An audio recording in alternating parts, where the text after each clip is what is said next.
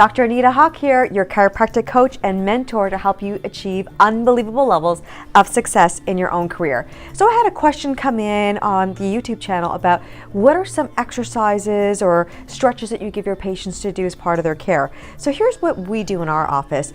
When a patient is moving through their 3 phases of correction, the first phase being that they're coming in more frequently, we're breaking through scar tissue around the subluxated joints.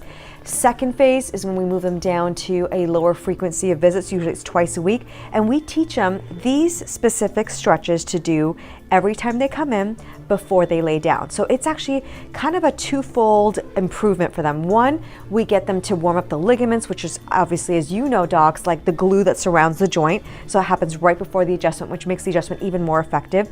And two, by getting them to start doing these stretches every time on their own before they lay down, they start to develop a habit or a routine, which can be great for the rest of their life, as we know. So here are the stretches that I share, but of course sometimes I may add one in or take one out based on the condition. So I usually have them start at the top, and we do one where we pull the head over to the side, take a deep breath, and when you breathe out, have them take their chin down towards their chest so they can hit the trap. And then we're going to of course do that on both sides. Pull the head over, deep breath, and then chin down towards the chest to also get the back of the trap. So that's stretch number 1. Stretch 2 is to come into our door frame in the adjustment room. They can do this one arm at a time if you don't have a wide door frame in your office.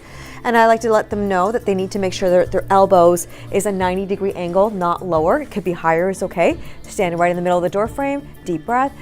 And as they exhale, they're gonna let their whole body lean forward and then look up. And they're gonna hold this for about 4 to 5 breaths so that they can get a good stretch into the pec muscles, the shoulders, help the posture. So that's stretch 2.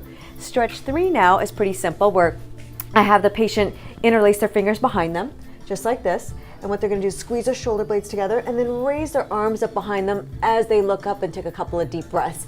And that's easy to do also while a patient's seated in front of the computer to help bring their posture back. Okay, so we had neck, door frame, shoulder stretch, and now we're gonna do the lower back. So I usually instruct the patient to come in onto the table and start off by bringing their knees up towards their chest just to release the lumbar spine, kind of rocking it side to side.